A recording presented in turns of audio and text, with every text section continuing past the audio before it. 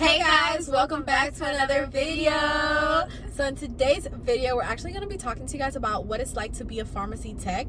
So I'm here with Daily. Yes ma'am, and we are both pharmacy techs at Publix, but I feel like most pharmacy techs in general do this just because I have spoken to some techs at Walgreens and CVS. So for the most part, how'd your process go? Okay, so obviously first when you start off a job, you do training like CBTs on the computer. The computer-based trainings, yeah. Yeah, so you basically like get a little bit of basics. The first day I was just doing CBTs. The second day, then she had me actually in the pharmacy. Your pharmacy manager. Mine is a guy, hers is a girl, because we work at two different stores. Yeah, so they'll give you like a little tour and just basically teach you like what everything is and like how the shelves are stocked, like the order and stuff. You have the fast movers and then you have like everything else in the back in like alphabetical order, so they'll teach you that. And then I didn't know how to count pills at first. Like, I don't know if it was just me, but I never seen a pill counter. I know there's like TikTok videos where it like shows that, but I never seen that, so they had to like teach me that. Basically you're like counting 5 pills at a time, count by fives, and then they also have like a pill counter machine and stuff that you can use too. Yeah, so basically you just start off with those trainings. Sometimes it takes longer for some people than others, and you don't always have to write notes. Personally, me though, I did bring a notebook and I would write down notes just in case. Your manager, it just depends honestly, because her experience is a little different from mine. Your manager sometimes, at least mine did, he'll give you certain notes that he wants you to memorize, or like certain SIG codes. SIG codes is like kind of like the abbreviations for when a doctor writes, take this pill twice a day. The SIG code is, you know, instead of saying twice a day, we put, what is it, BID, right? Yeah, so it just things that the pharmacy tech is supposed to know. I would say it's good to write notes just so that it's just like a refresher, but obviously it's not mandatory. And my computer-based trainings were so much that you can't finish it in one day, and I was already working in the pharmacy before I had finished all of them, because there's only like a few mandatory ones and then the other ones you just do as you go. Once you're in the pharmacy, yes, they do give you a tour. I had the pharmacy team leader training me, so not really like the pharmacy manager, but he helped me too. And they'll tell you where everything is. Fast movers, like she said, are in the front, and those are basically the pills that you sell the most. Yeah, so if you don't know what that is, it's like the most common ones that you're always filling. Those are going to be in the front, and then in the back is going to be like just the normal ones. They show you how to, you know, print out, especially with like the whole vaccinations and stuff. I feel like majority of the stuff I did was that, like the vaccinations, was to prepare all the vaccines more than I did filling. Like, I started doing filling after I had dealt with the whole like vaccination process. I was doing filling for a long time. That's all you did? Yes. No, girl, I started filling after. So like we both got hired in the pharmacy in our separate pharmacies, but during the beginning of the pandemic. So for example, in my case scenario though, I was really just doing stuff for, you know, the things going on in the pandemic. I was getting ready the Johnson vaccine or the Moderna, printing out the printouts, getting everyone settled in, putting the timer, stuff like that, putting the little bin where you put the Band-Aid, the cotton, and the alcohol pad. Like, I was doing all that. I wasn't really filling actual pills inside of the little what is it called, the little jar. But as that started dying down, I did obviously end up learning how to refill the pills, and that's kind of like what she's saying that she does most of the time. And you got to count by 5, so they'll tell you, like, the little paper will tell you how many pills have to go in each jar, and if it says 60 pills in your little pill counter, which just looks like a cutting board, honestly. It looks like a cutting board, and it has a butter knife. Spatula. Yeah, like this little spatula, and you got to count by 5s, like 5, 10, 15, 20, until you get to 60, and then you put it in a little, you know, jar thing. You put the little wrap around it that says the name of the prescription, the name of the pills and stuff, and you give it to the pharmacist so that he can verify it, or that she can verify it. Wait, I have a question. When you were doing the CBTs, they didn't give you like a training workbook? They gave me the training workbook. Okay, because you said you were taking notes. I wasn't taking notes. I took notes though, because the training workbook, they gave it to me after I had already started the CBTs. Oh, wow. And I never finished I never even I didn't fill anything in the training workbook. Like, I don't know if this is wrong or right, but like my managers never pressed the issue about filling the workbook. They were like, here's the workbook in case of anything, but none of it had to be filled or anything. I would like to fill it just from my own knowledge. I feel like that can help me anywhere I go, but that was never like mandatory, nor was I looking at it, because I had already started taking notes before I got that workbook. Yeah, my pharmacy manager, she gave me the book, and then like I didn't know I was supposed to take notes. Like she didn't even tell me that I had to fill out anything, but then she like opened it and she's like, girl, you haven't filled anything out. I was like, yeah, it depends on your okay. manager, truthfully, because Yeah. my manager is more like, you know, the CBTs are whatever, but basically everything the CBT says he's gonna have to repeat to me because I'm a hands-on person anyway. Me too. So you just kind of like sit there and listen and try your best to understand, but most likely you're gonna need, you know, I felt like I learned the most when I was doing the stuff. yeah, doing it rather than just watching somebody do it. Yeah, that wasn't, no. So in pharmacy, there are certain things that you have to complete though before your shift ends. I would definitely say the hours are really good in pharmacy.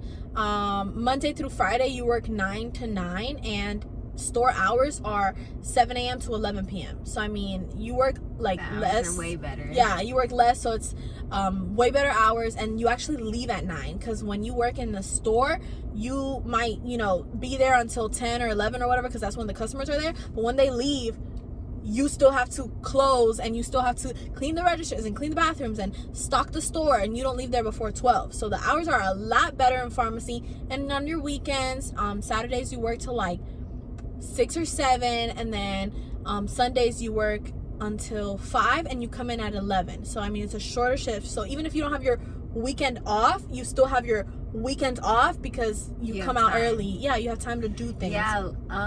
Something that was like amazing to me, because I used to work until like 11 p.m. at Chipotle, and I leave work and it's still bright outside. Right. I find that crazy, but yeah. Another thing I was gonna say is my pharmacist is really the one who like does everything with the vaccines. Like you're saying that you like prep it or whatever, but my pharmacist does everything with that. She's just now teaching me how to input that into the computer. So I mean, it's whatever, but it depends. I mean, in my store, we had the team leader for pharmacy is a year younger than me, so he's 19 and he's the pharmacy team leader. He's a great kid and everything, and he's actually a certified immunizer. What do you say? I don't know what that is. So basically, he's certified to give injections or to give the vaccine. Okay. So a lot of times when he was there, the pharmacist wasn't the one giving the vaccines, it was him. So like our pharmacy manager trained us so that we would be the ones knowing how to do everything. And I think it's good because I mean, we know more. And like I said, it was a younger kid than me giving the Moderna and Johnson vaccines. So I would help him, you know, by printing it out and stuff like that. And our pharmacy manager taught us how to do that. But it was to the point where he didn't really have to be doing it because we were the ones doing it. So I'm not certified to give nobody no injections. So that was definitely the other boy who's like kind of like the team leader, I would say. He would give the shots, but I would help prepare it, and that was about it. Okay, so basically there's like this thing where, say for example, you don't have like ibuprofen. Like, I mean, you're gonna have that, but like, say for example, you don't have it. There's like a thing where you would send it to fill on arrival, or you would decline it and then fill it at Central. Oh, like, yeah. It's really difficult to like understand like the computer system. Yeah.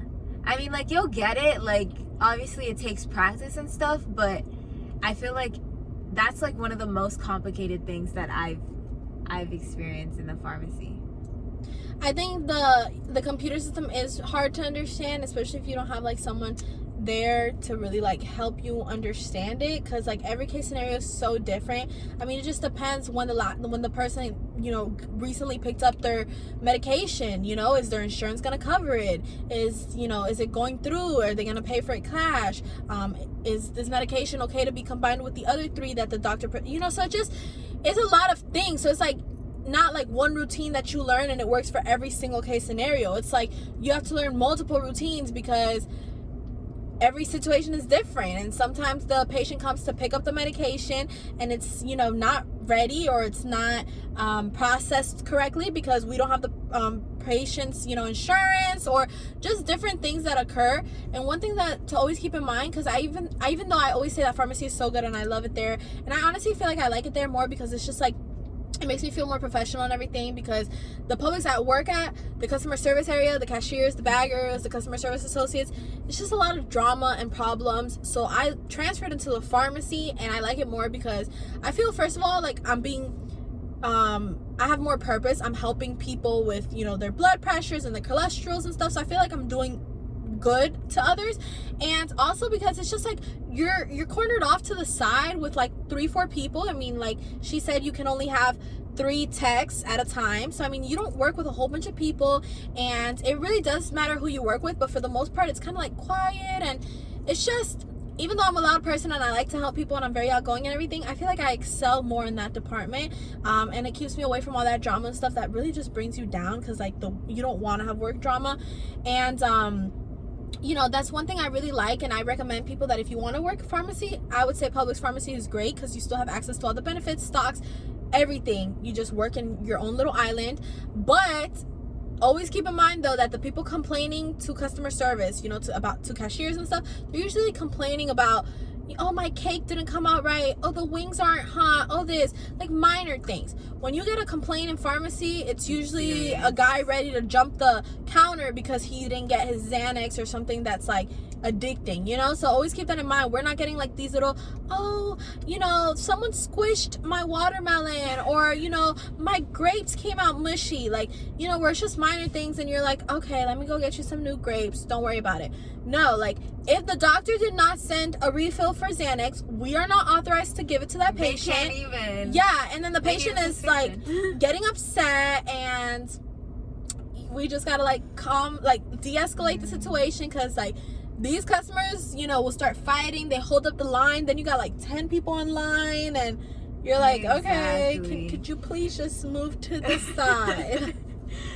I would say that some people would come into the pharmacy with like crazy prescriptions, or like they'll be on the phone saying the weirdest stuff, like, you're picking up like Percocets, why are you saying this, like, you sound like a drug dealer right now. Like, I don't know. Why? How do they say it? Like, basically in your training you kind of learn about this, but if someone speaks, like, says the street name for a drug, then it's probably they're like not using it for the medicational purposes. Yeah, so hey, I need to pop some perks, and you're like but actually, like, or I don't know, you'll learn it all in your training. Yeah, but, like, some people will bring their kid to make it look like they're like shady stuff happens, because, you know, you can sell these pills and stuff, and we're aware, we just follow guidelines, so we can't like say everything that about these trainings. But I feel like it's shady stuff that happens, and we're like, we know what's going on, we just,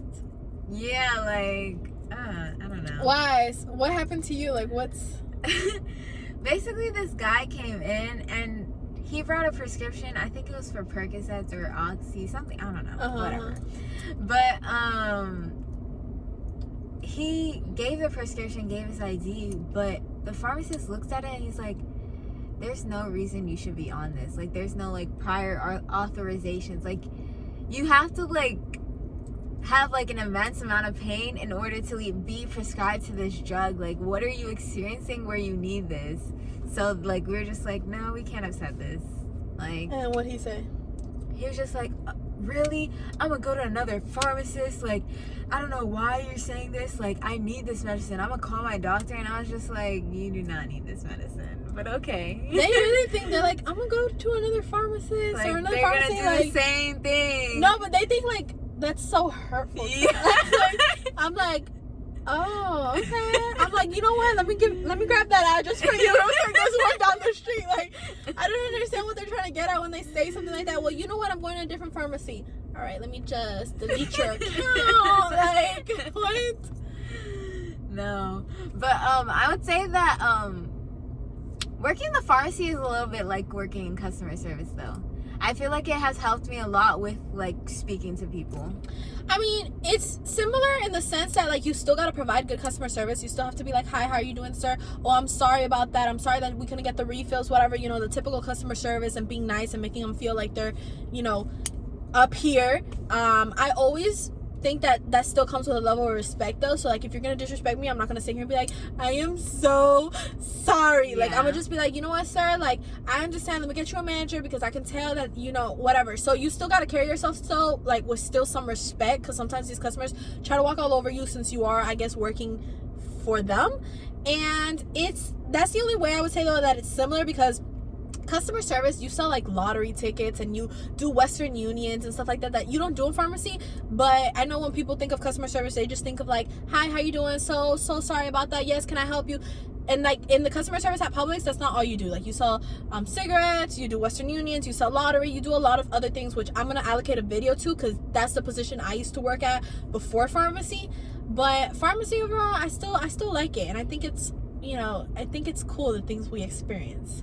Yeah, I feel like I learned a lot. Not even like, I don't know, working in the pharmacy has taught me a lot in the sense like, you don't learn this in school. I don't know if that makes sense, but I felt like I learned more in working in pharmacy for like 3 months than I learned in school for like the past year. Yeah, I think it gives you good opportunities, and like just being hands-on is gonna teach you more than you could if you just studied it, especially if you're a hands-on learner. So that's our experience as pharmacy techs. Alright guys, so that concludes today's video. Thank you guys so much for watching. If you want a part 2 or something else where, you know, me or her share our experience with something we've dealt with, then just go ahead and let us know in the comment section down below. Other than that, I hope you guys like this video and you guys give this video a big thumbs up, subscribe to the channel, and don't forget to stay tuned for our next video. We'll see y'all soon. Thanks so much for watching. Bye. Bye. I just thought about it.